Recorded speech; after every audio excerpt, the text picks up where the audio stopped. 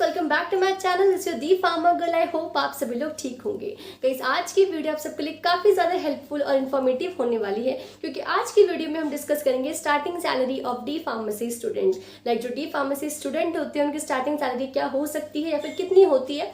तो चलिए इस वीडियो को स्टार्ट करते हैं। बट वीडियो स्टार्ट करने से पहले आप सबसे एक रिक्वेस्ट है कि मेरी वीडियो को पूरा देखा करें, और अगर आपको इन्फॉर्मेटिव लगती है वीडियो तो वीडियो को लाइक ज़रूर करें, चैनल को सब्सक्राइब जरूर करें, अपने दोस्तों के साथ शेयर जरूर करें, और कमेंट हो कोई भी कोई भी आपको क्वेरी आ रही हो तो कमेंट सेक्शन में कमेंट जरूर करें। क्योंकि गाइस देखो, अगर आप लाइक करेंगे, शेयर करेंगे, सब्सक्राइब करेंगे तो मुझे थोड़ा मोटिवेशन मिलेगा कि मैं और वीडियो बना सकूं। आप लोग देखते होंगे कि आजकल वीडियो में इतनी फ्रिक्वेंटली नहीं बनाती हूँ, बिकॉज लैक ऑफ मोटिवेशन ना, मोटिवेशन थोड़ा कम हो ही जाता है एक्चुअली सबका, जब आपको रिस्पॉन्स इतना अच्छा मिल नहीं रहा होता। तो चलिए कोई बात नहीं है, तो बात की बातें हुई। चलिए इस वीडियो को स्टार्ट करते हैं और जानते हैं कि डी फार्मेसी की स्टार्टिंग सैलरी कितनी होती है। सो गाइज, जिस वीडियो का कंटेंट होने वाला है मैंने ऑलरेडी इस पेज में लिख लिया है, ताकि मैं आपको बता सकूं कि डी फार्मेसी की स्टार्टिंग सैलरी क्या होती है। सो चलिए बिना टाइम वेस्ट करते वीडियो को स्टार्ट करते हैं। सो गाइस, सबसे पहले हमारा ये जानना जरूरी है सैलरी जानने से पहले कि जो डी फार्मेसी के कैंडिडेट है वो कौन से जॉब के लिए एलिजिबल होते हैं यहाँ पर डी फार्मेसी। सो गाइस, वो है सबसे पहले फार्मासिस्ट के जॉब के लिए एलिजिबल है as a hospital pharmacist in government और प्राइवेट कॉलेजेस। वो बिजनेस के लिए भी एलिजिबल है, वो चाहे तो अपने डी फार्मेसी के बाद बिजनेस भी कर सकते हैं अपनी शॉप खोल के। वो चाहे तो रिटेल फार्मासिस्ट की जॉब भी कर सकते हैं। आप जैसे देखा होगा कि काफ़ी सारे ड्रग स्टोर होते हैं, फार्मेसी स्टोर होते हैं, वहाँ पे फार्मासिस्ट लोग जॉब करते हैं, तो वहाँ पे भी वो एलिजिबल है। नेक्स्ट है MR, that is medical representative की जॉब भी वो कर सकते हैं यहाँ पे डी फार्मेसी। सो गाइस, ये तो हमने जान लिया कि क्या क्या जॉब है जो डी फार्मेसी के पास स्टूडेंट कर सकता है। नेक्स्ट जो सबसे ज़्यादा इंपॉर्टेंट है कि सैलरी कितनी है। सो गाइस, सैलरी बताने से पहले मैं आपको एक बता दूं, मैं आपको दो तरीके से बताऊंगी। सबसे पहला अकॉर्डिंग टू द गूगल, कि गूगल क्या कहता है सैलरी के बारे में। नेक्स्ट है अकॉर्डिंग टू माई रिसर्च, कि मैंने जो जितने भी मेरे साथ के जो फ्रेंड्स रहे हैं, जो पास आउट थे मेरे साथ के, जो जॉब कर रहे हैं, कि मैंने उनसे पूछा कि सैलरी वगैरह कितनी है, तो उस बेसिस पे भी मैं आपको बताऊंगी। एंड नेक्स्ट जो गूगल कहता है कि सैलरी कितनी होती है स्टार्टिंग सैलरी, वो भी मैं आपको बताऊंगी। तो गाइस, सबसे पहले हम बात करते हैं बिजनेस की। तो गाइस देखो, बिजनेस में जो सैलरी होती है, बिजनेस में जो पैसे होते हैं, वो सिर्फ और सिर्फ आपके बिजनेस पे डिपेंड रहता है कि आपका बिजनेस कैसा चल रहा है। अगर आपका बिजनेस बहुत अच्छा चल रहा है तो यस, आप जो है काफ़ी अच्छे पैसे कमाओगे। अगर आपका बिजनेस थोड़ा धीमा चल रहा है तो थोड़े पैसे आप कम कमाओगे। तो बिजनेस का तो आपके ऊपर ही डिपेंड करता है कि आपका बिजनेस कैसा चल रहा है। नेक्स्ट सबसे ज़्यादा इंपॉर्टेंट है कि अगर आप किसी सेक्टर्स में जॉब करते हो तो वहाँ पे आपकी सैलरी कितनी होगी। So D pharmacy salary for freshers varies from 1 to 1.5 lakh per annum in India. It's highly depend on the qualification, experience and skills of student. So guys, जो इंडिया में जो है, जो एनुअल पैकेज होता है student का, वो है 1 to 1.5 लाख। मतलब आप लगा सकते हैं कि 15,000 या 20,000 के करीब आपकी पर मंथ सैलरी होगी। 15 या 20,000 के करीब आपकी पर मंथ सैलरी होगी as a fresher of D pharmacy in India.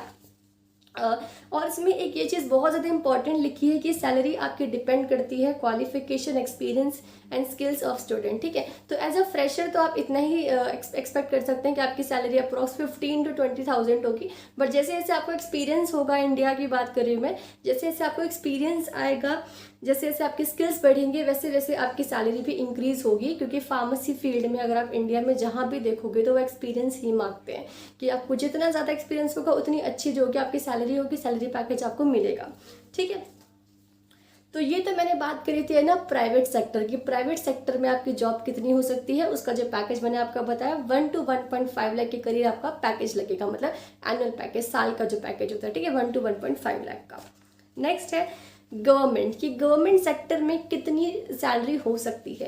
Guys, अगर हम आपका सिनेरियो देखिए, गवर्नमेंट सेक्टर एक तरह से बांट दिया गया है। एक कॉन्ट्रैक्ट फार्मासिस्ट होते हैं, परमानेंट फार्मासिस्ट होते हैं।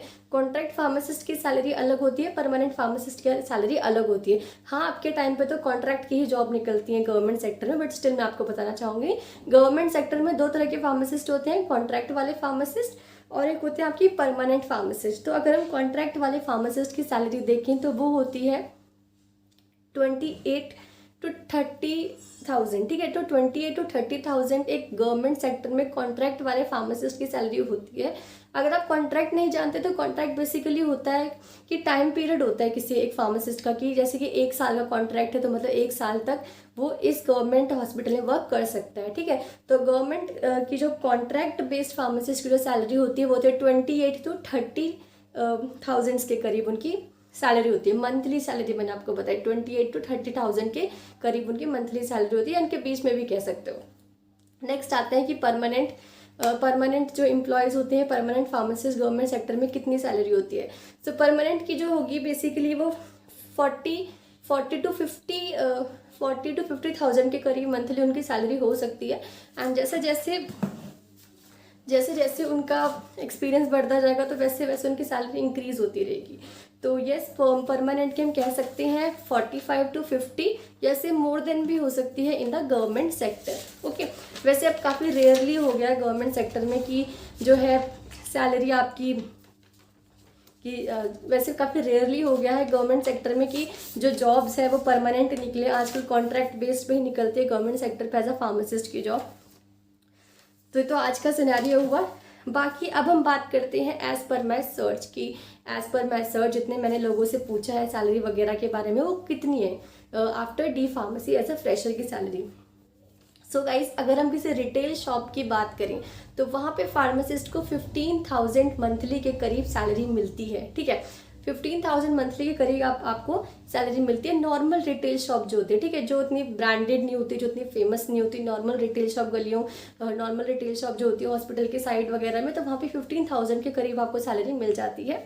नेक्स्ट है जो थोड़ी फेमस फार्मेसीज होती हैं, जैसे कि अपोलो फार्मेसी हो गई, और जैसे कि अपोलो फार्मेसीज वगैरह जो फार्मेसी होती है उसमें जो है सैलरी आपको 20,000 के करीब आपको सैलरी मिल सकती है। ठीक है, तो नेक्स्ट है जो थोड़ी फेमस फार्मेसीज होती है, जैसे कि अपोलो फार्मेसी हो गई, वहाँ पे जो है एक फ्रेशर एक्सपेक्ट कर सकता है 20,000 सैलरी के करीब वहाँ एक फ्रेशर एक्सपेक्ट कर सकता है इन अपोलो फार्मेसीज। गाइस मैं पहले ही बता दूँ, ये सिर्फ फ्रेशर्स की सैलरीज मैं आपको बता रही हूँ, यहाँ पे कोई भी एक्सपीरियंस्ड की सैलरी नहीं है।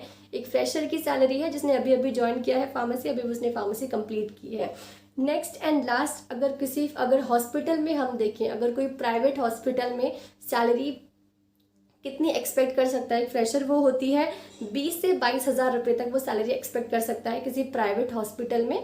क्योंकि प्राइवेट हॉस्पिटल्स में ज़्यादातर इतनी ही सैलरी मिलती है, बाकी आप 25 तक एक्सपेक्ट कर सकते हो। अगर प्राइवेट हॉस्पिटल काफ़ी फेमस है, काफ़ी अच्छा हॉस्पिटल है, तो वहाँ पे आप एक्सेप्ट कर सकते हो। बाकी बात रही गवर्नमेंट सेक्टर की, मैंने आपको पहले ही बता दिया गवर्नमेंट सेक्टर में कॉन्ट्रैक्टर परमानेंट फार्मासिस्ट की सैलरी कितनी होती है।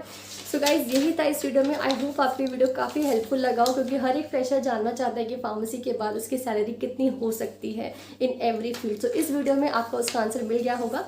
तो आपको वीडियो पसंद आई हो तो do not forget to subscribe my channel, do not forget to follow me Instagram and Telegram, जिसका लिंक आपको डिस्क्रिप्शन बॉक्स में मिल जाएगा। Thank you so much for watching, bye bye.